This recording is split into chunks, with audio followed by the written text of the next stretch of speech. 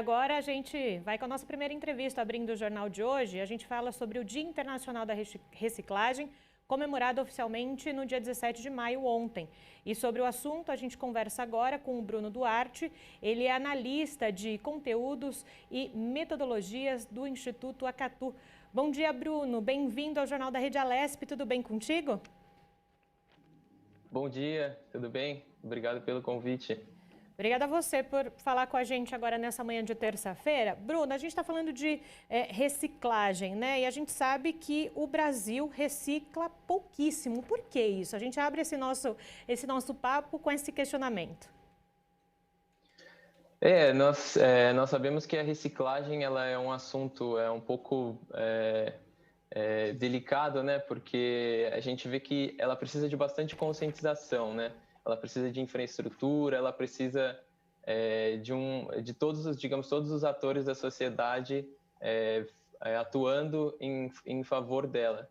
E a gente tem que no Brasil a produção de resíduos ela é bem alta, só que a reciclagem a gente vê que ela ainda é bastante ineficaz, mas em várias partes do mundo também, né? Então a gente vê que é um assunto ainda que precisa entrar cada vez mais na sociedade, na conscientização das pessoas. Quando você fala em conscientização, nesse último ano especial, a gente tem falado muito dessa questão de conscientização por causa da pandemia, e nem sempre as pessoas têm isso em mente, né?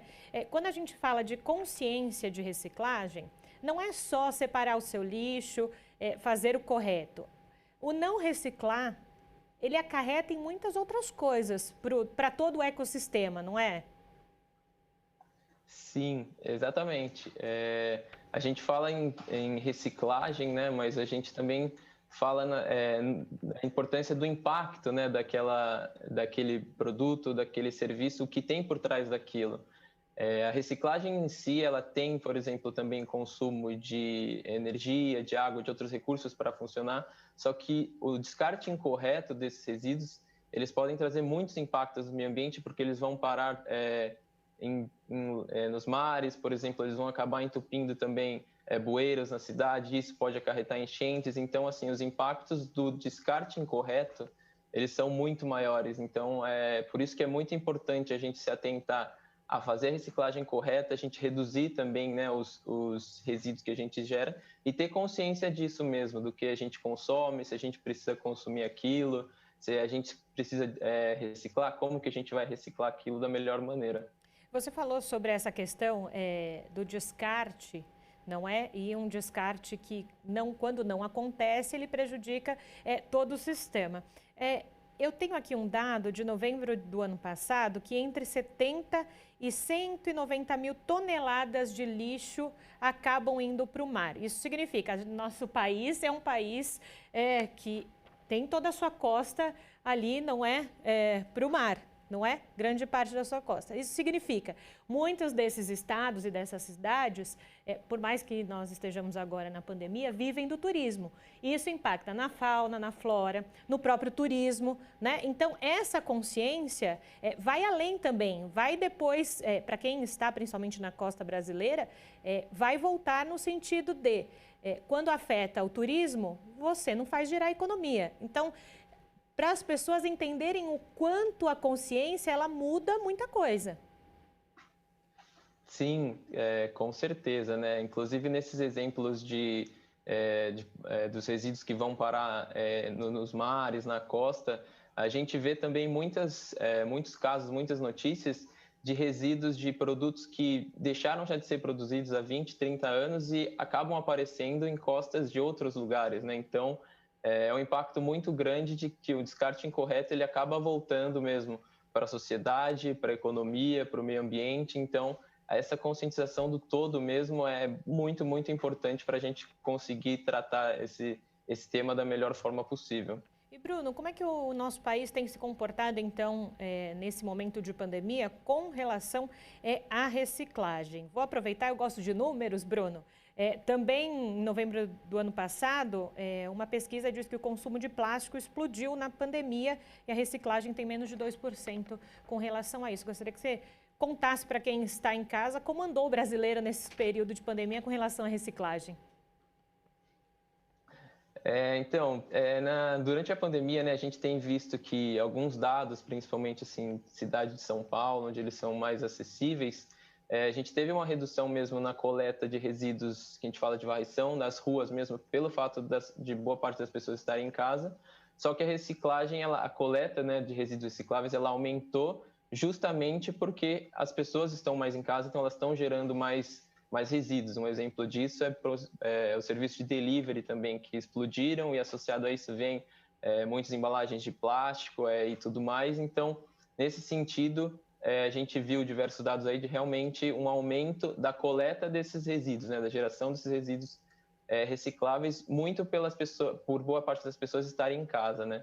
E aí, nessa questão, a gente também associa que, estando mais em casa, as pessoas começam a olhar um pouquinho mais, né, o que elas estão consumindo, o que elas geram de resíduo, que antes não era possível na correria do dia a dia, estando fora de casa e tudo mais. Então, a gente viu aí como, apesar desse aumento, né, dessa geração de resíduo, um ponto positivo é que as pessoas elas começaram a olhar isso de uma forma um pouco mais positiva e tentar entender como elas conseguem gerar menos resíduo, como elas podem economizar nesse sentido, estando mais em casa.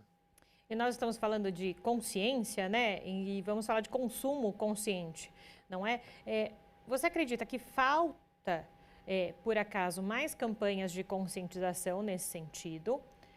Ou realmente, por exemplo, quando nós estamos em condomínio, num prédio, todo prédio praticamente tem, né, a sua coleta seletiva. Às vezes, quem mora em casa precisa fazer a sua coleta seletiva. Isso é algo que vem de casa, por exemplo, com os pequenos, com as crianças, ensinar a descartar, não jogar lixo na rua. Essa consciência vai também ampliando para a questão de educação? Com certeza, com certeza. A educação, né, quando a gente fala principalmente de educação ambiental, ela é um ponto fundamental para a gente conseguir conscientizar, e principalmente as crianças, né, desde cedo elas entenderem a importância de você descartar o resíduo, reciclar ele corretamente.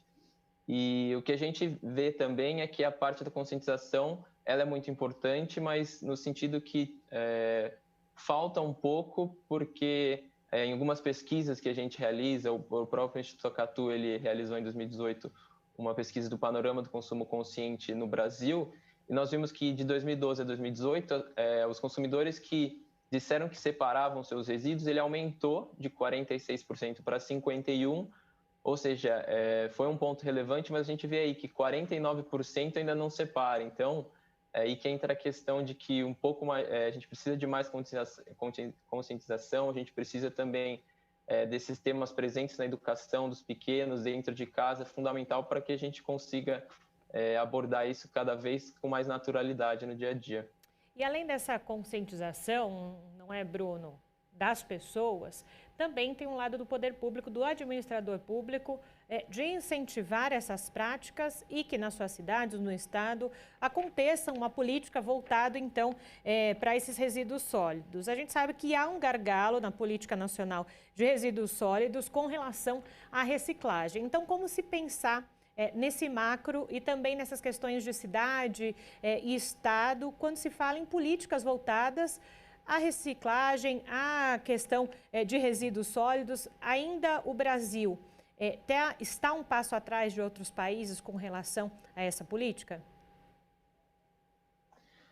Nós vemos que após o lançamento, né, da Política Nacional de Resíduos Sólidos, ela é bem robusta, ela aborda diversos pontos, mas acho que o principal fator que nós vemos no dia a dia é a questão da própria implementação em si, né? É uma defasagem aí no fato de realmente implementar, dado também que nós temos diferentes contextos, uma diversidade gigante em cada município com as suas peculiaridades. Então, a gente vê a importância de que todos os atores acabem funcionando aí, né? O poder público dentro das suas competências, com os seus compromissos, a população também atenta com as pessoas com que elas elegem, né, para compor o poder, o que elas estão se comprometendo. Então, a gente vê que nós temos a política para nos dar o direcionamento, mas a gente precisa atuar bastante nessa questão da implementação, mesmo começar a colocar isso mais em prática no dia a dia. E aí eu aproveito esse gancho, Bruno, que você falou de colocar em prática no dia a dia. Aqui na Assembleia Legislativa de São Paulo, desde o ano passado, nós temos um programa chamado Alesp Sem Papel, que é justamente para digitalização dos documentos, para que os papéis diminuam ao longo do tempo. É uma ação que pode ajudar lá na frente no todo. Então, é preciso que cada instituição, que cada órgão ache maneiras também de ajudar esse processo, porque lá na frente vai repercutir no nosso meio ambiente, vai repercutir na nossa saúde, não é isso? Com certeza. Essas ações são muito importantes para a gente começar a tomar os primeiros passos nisso. E junto com isso é muito importante também que as pessoas, os consumidores, eles entendam o porquê dessas ações, né? O porquê de muitas vezes a gente reduzir o consumo do papel físico e trocar pelo eletrônico, né? Entender que um papel físico ele tem muitos recursos extraídos por trás dele na produção, que a gente não vai encontrar no mesmo grau na questão dos virtuais, né? Dos eletrônicos. Então é muito importante a gente ter ações desse tipo no cotidiano das pessoas e que elas realmente entendam o que aquilo significa, né? Que eles compreendam o porquê que essas ações são importantes. Bruno, você faz parte de um instituto que justamente se dedica a essa sensibilização do consumo consciente. O que você encontra quando vocês falam com as pessoas? Quais são as maiores dúvidas com relação à reciclagem ou como também ao descarte, né, correto desses resíduos? As dúvidas levantadas vêm de diversos tipos de resíduos, né? Até o primeiro passo mesmo de quais resíduos são recicláveis e quais são tratados como orgânicos, são algumas dúvidas principais, mas nós vemos também muitas dúvidas com relação àqueles resíduos que são um pouco mais específicos, né? Medicamentos que não podem ser descartados junto com outros resíduos, lâmpadas, óleo de cozinha, pilhas, são aqueles resíduos um pouco mais difíceis de você descartar, no sentido de que você tem que levar para pontos de coleta específico, procurar se informar um pouquinho mais, até porque se descartados da mesma maneira que os outros, eles podem contaminar solo, podem contaminar a água e até também causar um risco para os catadores envolvidos na coleta desses materiais. E ampliando essa discussão, Bruno, falando internacionalmente dessa questão de reciclagem de resíduos sólidos no mundo. A gente tem a Agenda 2030 da ONU, que fala sobre essa questão de sustentabilidade, tem também essa questão de resíduos, de reciclagem. Mas hoje, olhando para o mundo, o que o mundo tem feito e quais as práticas que, talvez, né, dentro das nossas possibilidades, o Brasil possa adotar para facilitar essa questão? Porque a gente sabe que lá na frente vai pagar a conta. Sim, exatamente, né? Nós vemos que de diferentes partes do mundo, cada um com sua peculiaridade, alguns estão mais avançados na questão de reciclarem mais, outros estão menos, mas temos aí alguns atores, né, que digamos aqueles nos países mais desenvolvidos, que têm diversas iniciativas que já realmente conseguem tratar melhor essa questão do resíduo, mas a gente gosta de tratar bastante do ponto de vista do consumidor, que é dele começar a ação dentro de casa, porque a gente vê bastante importância na sensibilização e no exemplo, né? Você acaba tendo algumas ações no dia a dia que você vai acabar influenciando o seu vizinho ou alguém do seu bairro, e a partir daí você acaba tendo uma influência bem grande ao longo de diversas pessoas. Então a gente vê que medidas dentro de casa, pequenas ações ao longo do tempo e por diversas pessoas, ela tem um impacto muito grande. Então a gente vê que isso é um ponto de partida fundamental para a gente, já como consumidor, poder dar pequenos passos já hoje, já amanhã, assim, no nosso dia a dia. A gente está falando de resíduos e talvez quem esteja em casa esteja pensando só nessa questão dos alimentos que ficam, das embalagens e afins. Mas a gente tem que lembrar dos resíduos eletrônicos, não é? Como é que a gente descarta esses eletrônicos, como por exemplo os celulares? Mesmo na pandemia, o Brasil é um dos que mais consomem e compraram, né, produtos eletrônicos nessa pandemia. E o descarte de bateria, de celular e de outras peças aí tecnológicas? Quando a gente fala de resíduos eletrônicos, né, é bem importante a gente procurar saber um pouquinho mais de como descartar, porque eles têm diversos materiais na sua confecção. Uma das alternativas é tentar entrar em contato com o fabricante daquele resíduo, porque muitos deles têm programas que coletam em diversos locais esses resíduos para eles poderem, por exemplo, desmontar um celular e conseguir utilizar algumas peças de novo e tudo mais. Mas o principal é procurar pontos de coleta na cidade mesmo. Supermercados, shoppings, eles geralmente possuem algum ponto voluntário com algumas sinalizações e algumas informações onde a pessoa pode descartar eles e a partir dali eles vão destinar para esses fabricantes que conseguem dar o destino adequado e muitas vezes também reutilizar algumas dessas partes desses eletrônicos. Outra questão também que é importante e que as pessoas em casa saibam, acho que desde sempre as pessoas ouviram falar em lixões, né?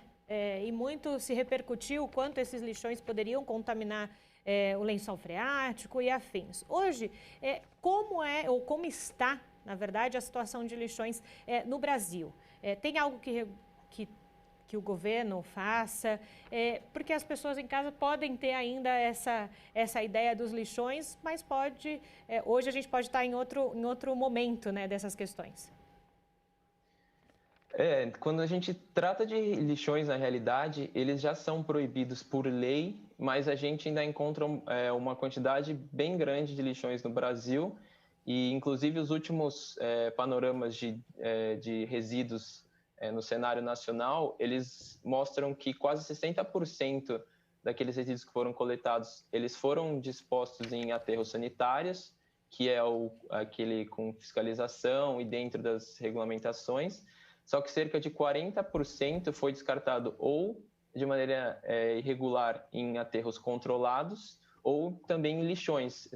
Quase 20% foi descartado em lixão, ou seja, é uma realidade que ainda existe, que precisa de muita fiscalização, mas que num cenário de complexidade do tamanho do território brasileiro também é um ponto um pouco delicado a ser tratado, mas que precisa também da devida atenção, tanto do consumidor como também dos órgãos responsáveis.